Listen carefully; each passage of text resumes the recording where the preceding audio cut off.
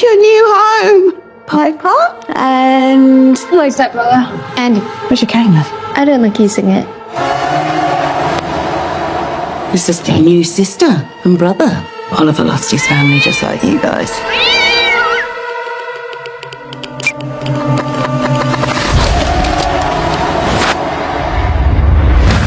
Who is this?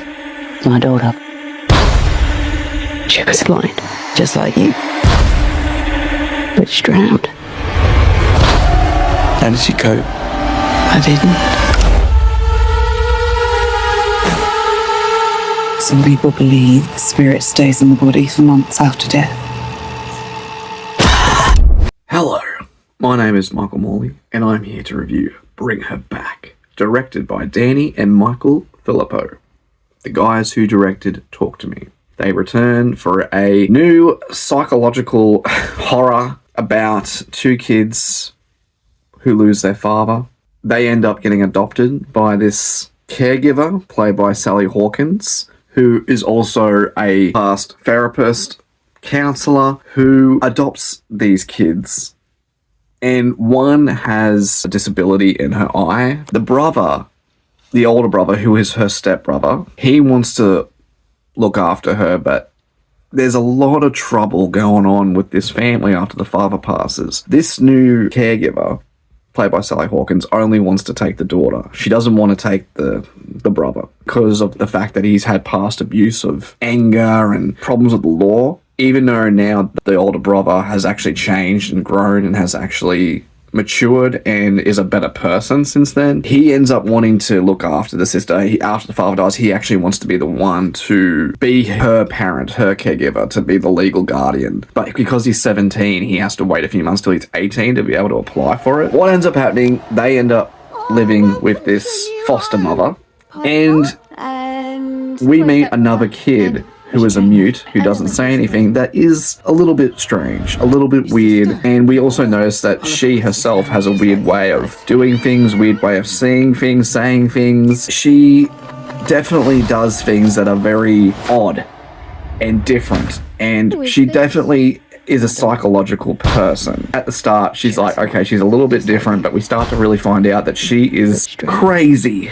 She is insane. She is a mental case. She literally is a two-faced, crazy, deviant bitch who wants to test people psychologically. As a counselor, right, she will use that. She will ask information that is personal, very deep. She will ask you stuff and you will give her this information and she will literally use it against you to test your psyche. This woman does everything literally insane without even spoiling it. She is into some very crazy shit.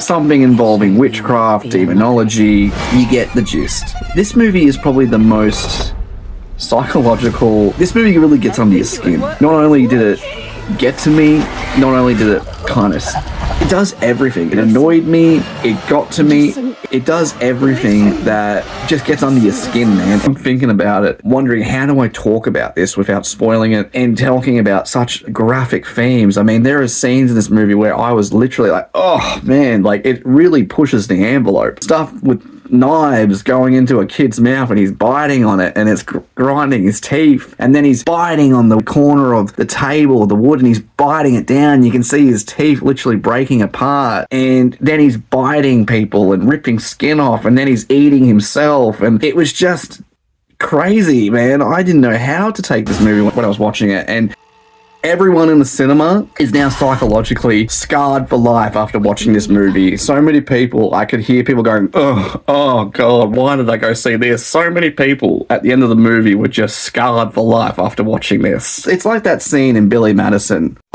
What you just said is one of the most insanely idiotic things I have ever heard. Everyone in this room is now dumber for having listened to it.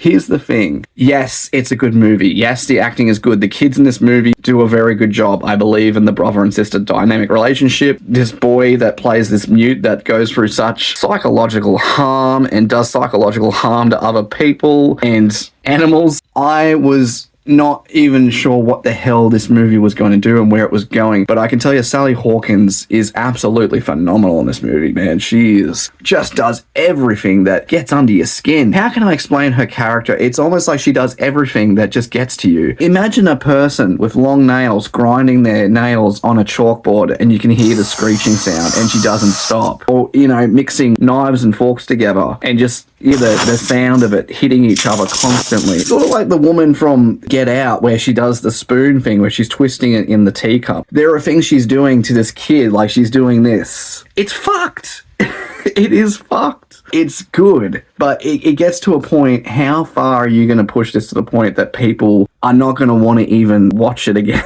The acting's good. The story is good. They're trying to do something new that no other horror, psychological thriller is doing nowadays. And yes, there is a certain theme that American movies follow, and you can see the same thing with every kind of psychological horror thriller. But because this is an Australian film, you can see that there is a complete originality with the filmmaking in this movie. It's also pushing a lot of themes that people will feel uncomfortable watching. Like, this is not a movie for everyone. If you're a squeamish, you are not going to like this movie. If you're a person that just can't handle people torturing themselves or people psychologically trying to get to people, trying to make people feel like they're insane, like, she literally tries to make everyone feel like they're going nuts. And it's her that's doing it and making it look like it's them. I'm trying very hard not to spoil this movie, but it is very psychologically insane. I mean, there are certain movies that I watch because there's so much violence and gore and witchcraft and demon. There's just a lot of shit that goes on in this movie that it ended and everyone was just like, what the hell did we just watch? If this is what your goal was, to make everyone psychologically effed in the head after watching it, you did a good job. 8 out of 10. I've spoken with an angel. It showed me a way to be her mother again.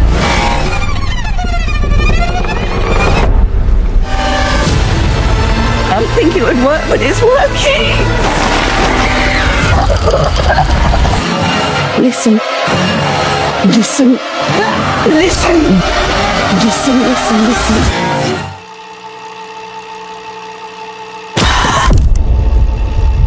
We can bring her back.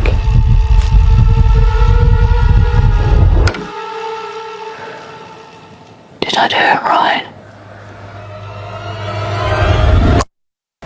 I award you no points, and may God have mercy on your soul.